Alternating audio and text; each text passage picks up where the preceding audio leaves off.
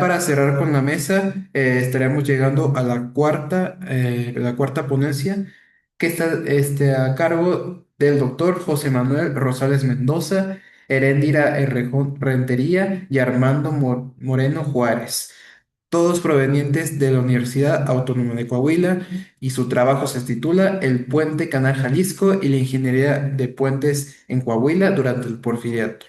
Sin más que agregar, le cedo la palabra. Muchas gracias. ¿Ahí se me escucha?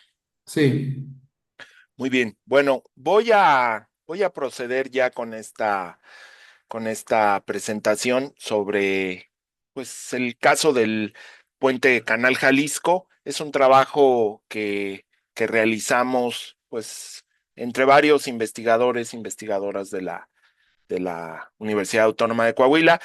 Lo primero que les diría es que se trata de una investigación de carácter multidisciplinar, orientada al reconocimiento, caracterización, explicación, preservación del puente Canal Jalisco, o sea, tiene una visión desde las disciplinas del patrimonio que hace necesaria la exploración técnica y humanística, en específico la investigación histórica. Se trata de un puente construido sobre el río Aguanaval en el estado de Coahuila, en la zona de la comarca lagunera. Un puente construido allí a principios del siglo XX. ¿Sí? El trabajo que voy a presentar explora la evolución de la ingeniería de puentes en México, en Coahuila durante el siglo XIX, y explora cuál era el bagaje teórico y técnico de la época para poder desarrollar un puente de esta naturaleza. Eh, ¿Cómo hicimos esta investigación? Exploramos la tratadística en materia de diseño y cálculo de puentes en México durante el siglo XIX, contextualizamos el fenómeno histórico, económico y social que detonó el puente Canal Jalisco, identificamos las características generales desde el punto de vista formal, constructivo, estereotómico y estructural del puente para entenderlo como objeto. Registramos algunos de los usos, alteraciones y deterioros que presenta para, con base en estos, proponer acciones de intervención para su preservación. Bueno, lo primero que les diría es que el puente Canal Jalisco se encuentra en la región de la comarca lagunera, eh, en el poniente del estado de Coahuila, en el sur poniente del estado de Coahuila, vamos a decir, en los alrededores de la zona de Torreón, Gómez Palacio y Lerdo. Esta imagen que tienen ahora es, pues, la ubicación del puente Canal Jalisco, ahí donde está esa flechita amarilla.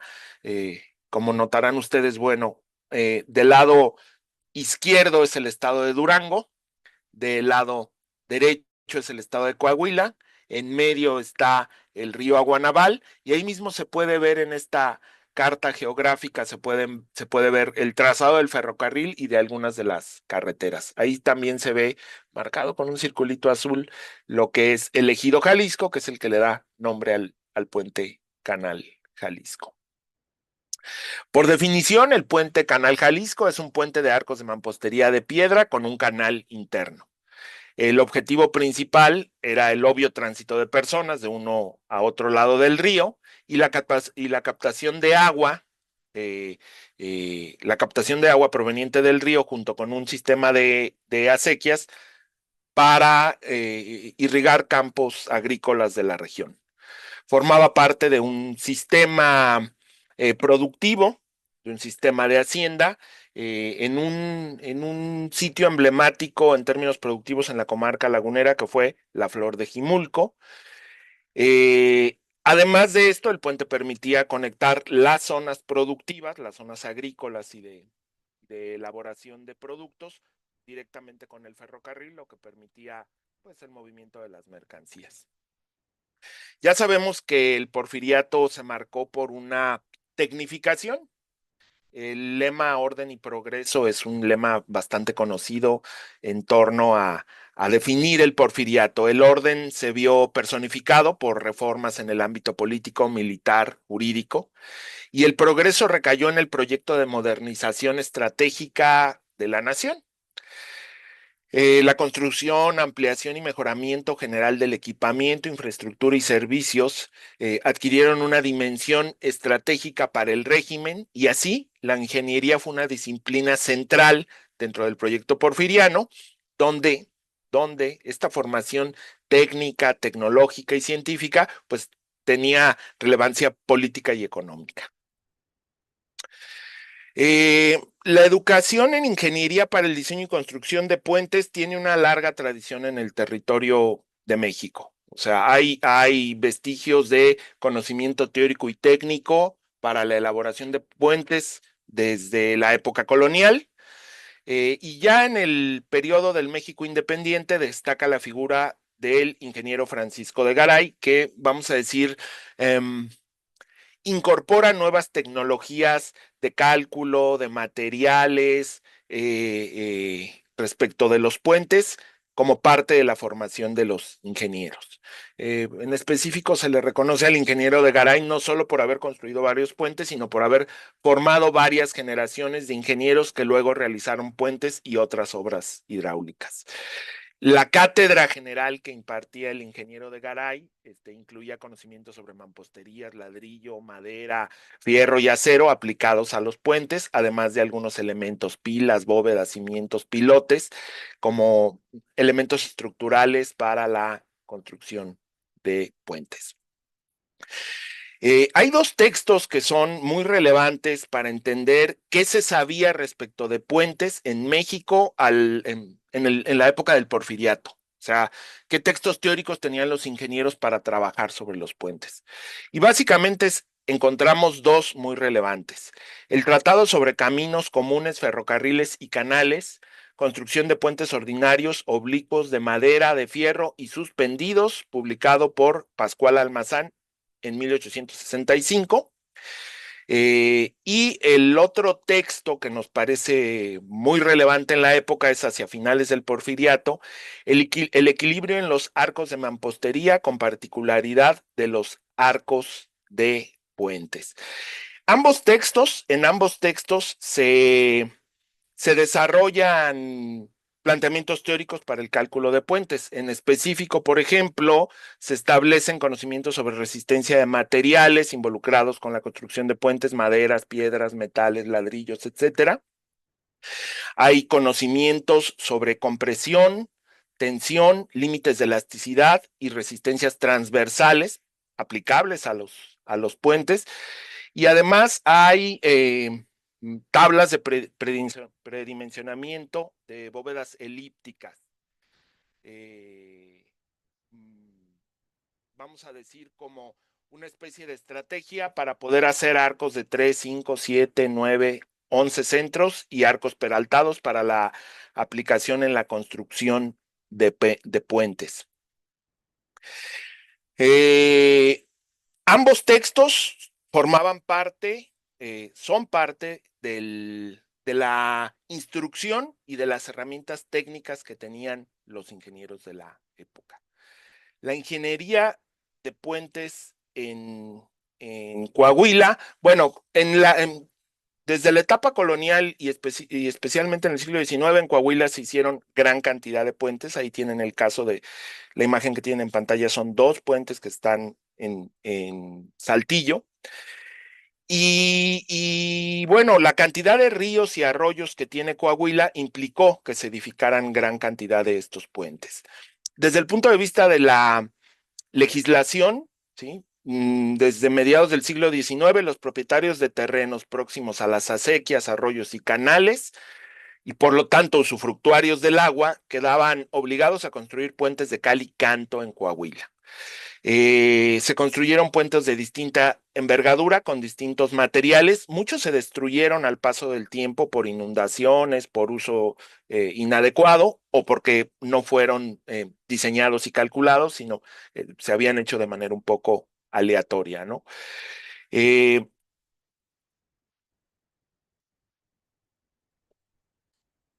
Hablando un poco del contexto histórico que da origen al puente Canal Jalisco, habría que decir que Se desarrolla en un lugar originalmente conocido como Simulco o Jimulco con X, que era una zona habitada por indios nómadas. Eh, Formó parte de la alcaldía mayor de Cuencamé a mediados del siglo XVIII. Y formó parte también de un enorme latifundio que tenían los jesuitas, pues poco antes de su expulsión, ¿sí? Un enorme latifundio en Coahuila. A principios del 19 fue parte el Real de Jimulco fue parte de un proceso de expansión y control de la región. Sin embargo, se registran incursiones de indios insumicios y bandidos, pues en el contexto de la independencia, vamos a decir. Pues tuvo varios dueños. A lo largo del siglo XIX tuvo varios dueños, Francisco Gardé, Joaquín González Borrego, Pilar González de Winfield, la familia Durán, la familia Gaidor, y finalmente en 1876 fue adquirida, esta zona del latifundio de Jimulco fue adquirido por Amador Cárdenas, un empresario de Monclova que pues aprovechó la coyuntura del porfiriato. Habría que decir que la zona del puente pues tuvo gran prosperidad en la época de finales del porfiriato, principalmente porque a la región llegó el cruce del ferrocarril, que de inicio unía Durango con Monterrey y que finalmente terminaría ahí construyéndose el ferrocarril central mexicano, que tienen ahí en pantalla un plano de los recorridos que hacía, lo cual unía El Paso, Texas, con la Ciudad de México. Esto implicó que un sitio como Jimulco quedara vinculado a lugares como León, Irapuato, Aguascalientes, Torreón y desde luego la frontera con los Estados Unidos y Ciudad de México. Esto pues le daba importancia económica a un sitio con vocación productiva.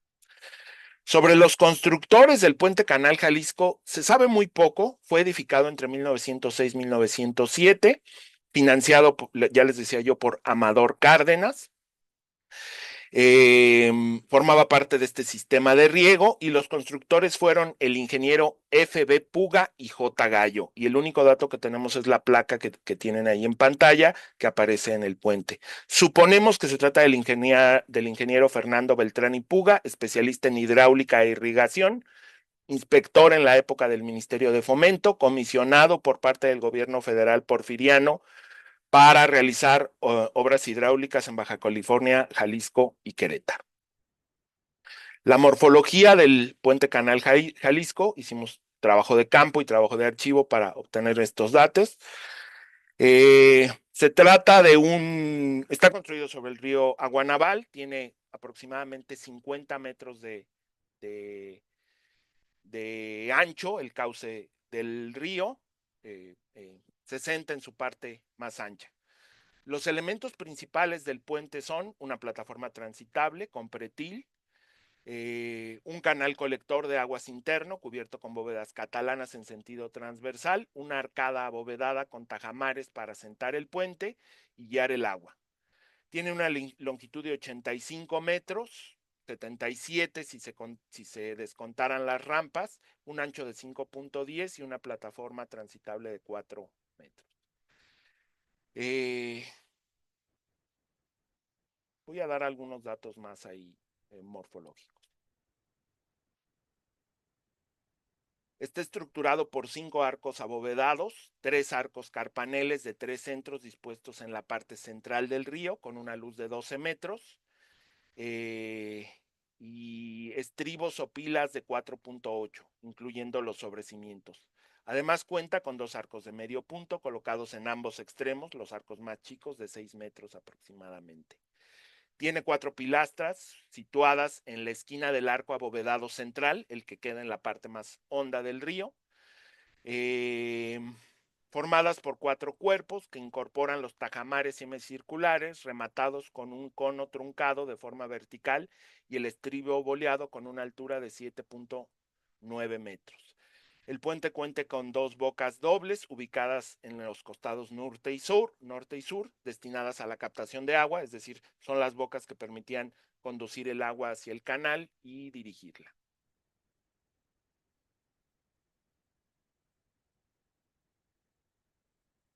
Ahí tienen otra imagen sobre el puente canal y los dibujos que hemos estado eh, eh, realizando. En sus acabados, el puente presenta rajueleado y roca volcánica aparente, roca volcánica emboquillada con cemento arena, aplanados en cal y pintura vinílica, molduras y cornisas de cantería de piedra caliza colocadas longitudinalmente en los costados. Eh, es de destacar la composición de los arcos abovedados, y esto es uno de los puntos a reflexionar sobre la importancia de este puente, formados por dos carreras de dovelas, las piezas que forman el arco, de cantería de piedra caliza, ¿sí? A las cuales se adicionan grandes piezas completas que corresponden con las zonas de mayor esfuerzo de los arcos abovedados. Esto hace pensar que los ingenieros Puga y Gallo pues sabían de estereotomía y además la aplicaron en el puente Canal Jalisco, es decir, es un despliegue tecnológico el puente Canal Jalisco, un despliegue tecnológico de su época. Ahí tienen otras imágenes sobre el puente Canal Jalisco. La prospección nos dejó ver que el puente presenta cierta homogeneidad a pesar de haber sido elaborado con mampuestos hechos de distinto tipo, con distinto tipo de rocas, de cantería, a lo que se suman elementos metálicos, morteros, eh, y no presenta defectos mayores ni en su fábrica ni en su capacidad resistente, o sea, se encuentra en buen estado en lo general.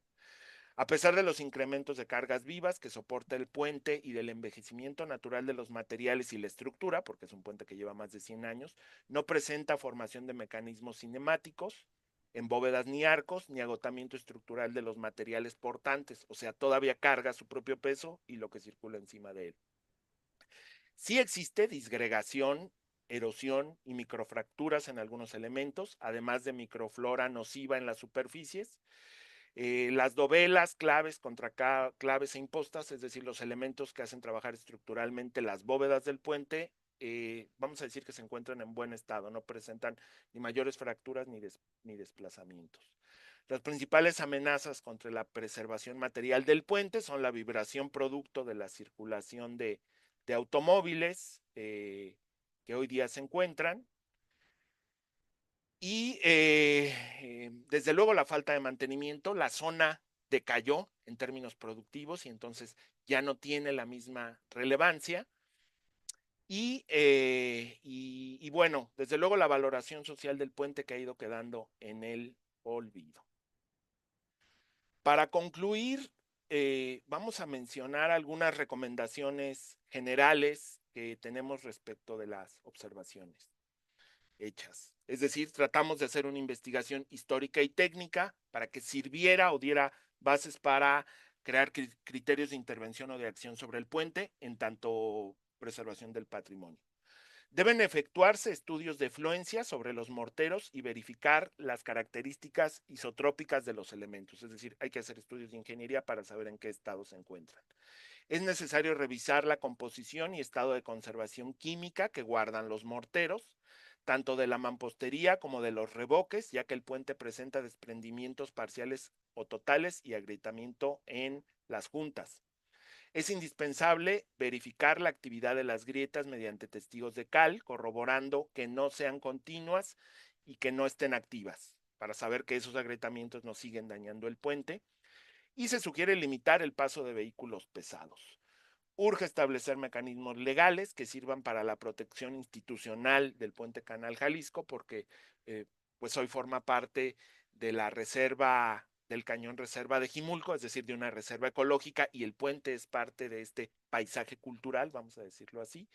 Y hay que efectuar un proyecto de conservación arquitectónica y elaborar un plan de manejo respecto del puente Canal Jalisco. Es decir, seguimos obteniendo datos de naturaleza histórica que vamos cruzando con datos provenientes de la ingeniería civil, la arquitectura y las disciplinas en conservación del patrimonio.